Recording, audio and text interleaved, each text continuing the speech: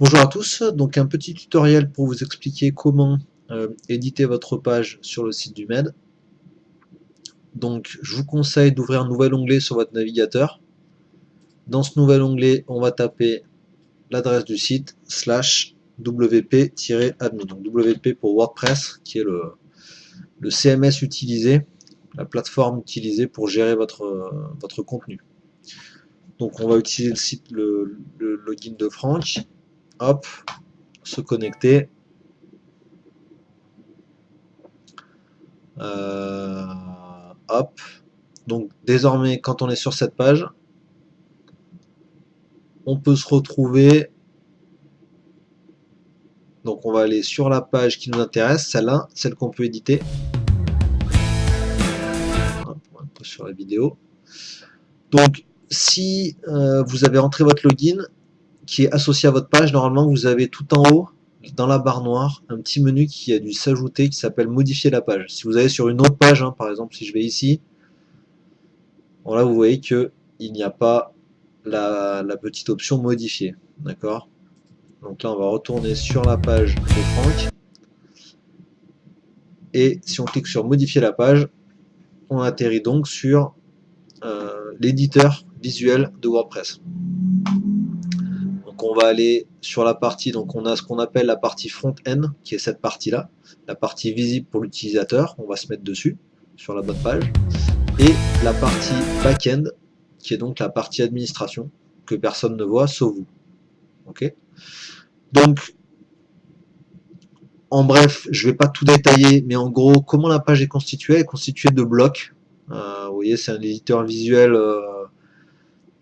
assez poussé sur WordPress. Donc il va y avoir des lignes qu'on va remplir avec des composants. D'accord. Donc si je pars du haut, par exemple, là j'ai ma première ligne qui se trouve ici. D'accord. Dans la première ligne, il y a, donc tout est en anglais, parce que le visuel est en anglais. Donc padding space, ça veut dire espace vide, en gros. D'accord. Donc c'est pour sauter quelques lignes.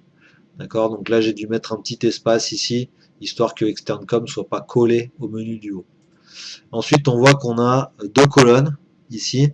Donc on a une colonne avec une image, un autre padding et puis une autre image.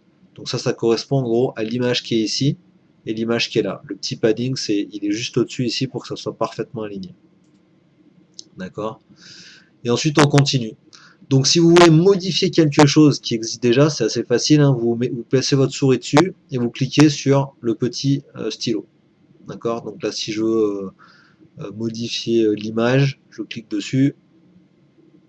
Voilà. Et donc là on a upload your image, donc ça veut dire mettre à jour, télécharger, enfin charger votre nouvelle image sur le site.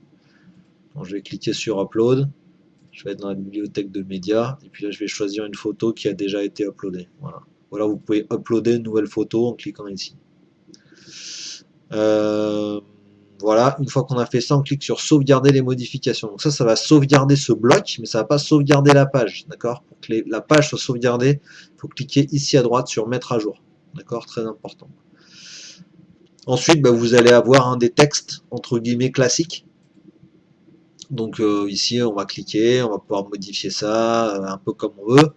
Je vous encourage à jamais modifier les couleurs, ce genre de choses, parce que ça peut vite faire arc-en-ciel et ça va pas faire pro. Donc utilisez les titres qui sont là, titre 1, titre 2, titre 3 éventuellement, mais c'est tout. Là on a les colonnes animées, alors ça vous pouvez pas les modifier parce que je peux pas vous donner l'accès aux colonnes animées. Donc si vraiment il y a quelque chose que vous voulez modifier dans une colonne, c'est-à-dire ici, dans une de ces colonnes, dites-le moi, si c'est une légère modification, je peux le faire rapidement. Parce que ici, en fait, on a la liste des colonnes, mais ça là, les différentes colonnes, je peux pas vous donner l'accès facilement. Je regarderai si c'est faisable. Que dire d'autre? Donc on peut intervertir les lignes. Par exemple, si je clique là-dessus, voilà, je fais ce qu'on appelle un drag and drop, donc je laisse mon doigt sur le bouton gauche de la souris, puis après je déplace ça où je veux, d'accord. Donc je peux le déplacer où je veux dans la page. Donc là je déplace toute une section. Je peux aussi faire ça à l'intérieur d'une section avec les blocs. Donc si j'appuie là-dessus, voilà, je peux bouger le bloc en haut ou en bas. D'accord. Si on veut créer une nouvelle section, on clique sur le gros plus en haut, ajouter un nouvel élément, on va cliquer sur Row, ça veut dire ranger. Quand on va cliquer là-dessus, là on dirait que rien ne se passe, mais en fait tout en bas a été créé ici une rangée vide. Et pour ajouter des blocs dans la rangée vide, vous cliquez sur plus. Donc après, je ne vais pas tout détailler, ça c'est tous les blocs qu'on peut ajouter, d'accord. Donc il y a des textes, il y a des images, il y a des carousels d'images, il y a des boutons, il y a un peu tout ce qu'on veut. Donc on peut rajouter un peu ce qu'on veut et on peut la modifier comme on veut.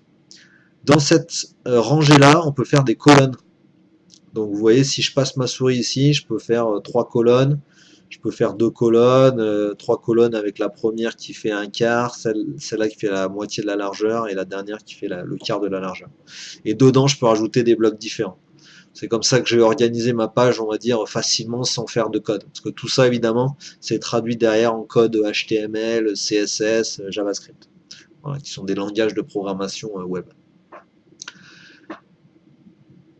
Si je veux éditer, par exemple, une section, je clique sur le petit bouton ici, et là, je peux dire si est-ce que je veux que ma section elle soit en pleine largeur, par exemple.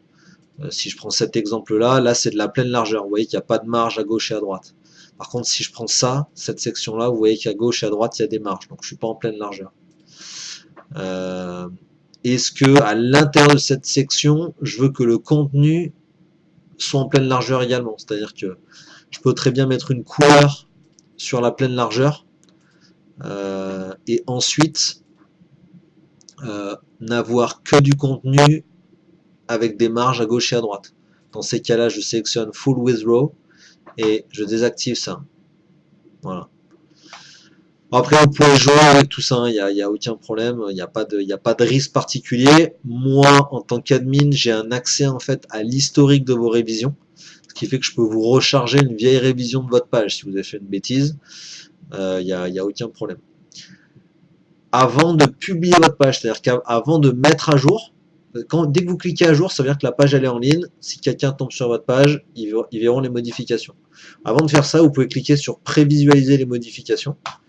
Si je clique là-dessus, ça ouvre une nouvelle page en fait qui ressemble à la page que vous allez avoir, mais qui n'est pas encore publiée. Voilà, ça vous permet de voir vos modifs avant d'enregistrer. Voilà. Si vous avez d'autres questions, n'hésitez pas. Et puis, je suis à votre disposition.